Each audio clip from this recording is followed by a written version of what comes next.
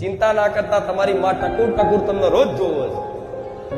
આમ નયા વગર જાઓ બહાર નયા વગર જવાય, પણ નયા વગર તે રાતે કદાચ ઊંઘ્યા હોય ઊંઘમાં ઊંઘતા પેલા સ્મરણ કરો કે હે માં ચામુંડા, હે માં કાળી, હે ખોડિયાર, જે બોલતા હોય પછી મને માતાને ફરી યાદ કરે, હે કુખાર મેરડી, હે રામચંદ્ર ભગવાન.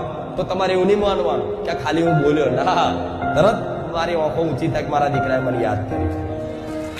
રાતે ઊંઘો તો યાદ કરો અને ઉઠો તો પહેલું મારું સ્મરણ કરીને ઉઠો.